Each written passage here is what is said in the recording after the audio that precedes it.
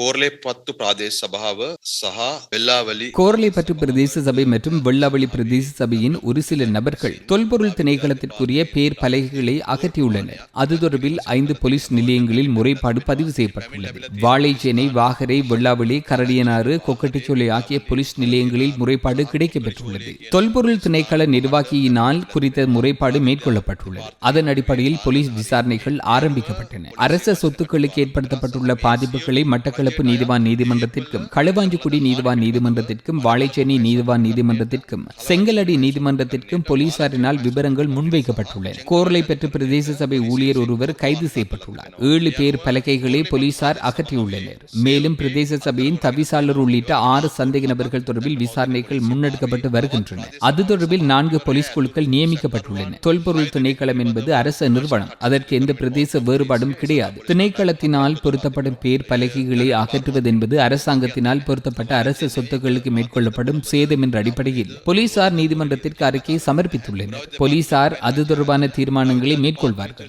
அவற்றின் பெறுமதியின் அடிப்படையிலேயே இவ்வாறான சட்டம் பிரயோகிக்கப்படும் என்பது தொடர்பில் தீர்மானிக்கப்படும். இதற்கு தளர்வு வழங்கப்படாது. எங்கு இந்த சம்பவம் இடம்பெற்றாலும் சகலருக்கும் சட்டம் சமம். அரசாங்கம் தான் குறித்த செயற்பாட்டை முன்னெடுக்கின்றது. பிரதேச சபையின் தவிசாளராக இருக்கலாம், வேறு நபராக இருக்கலாம். இதற்கு எதிராக செயற்பட்டால், சொத்துக்களுக்கு சேதம் விளைவிக்கப்பட்டிருந்தால் சட்டம் கடுமையாக அமல்படுத்தப்படும்.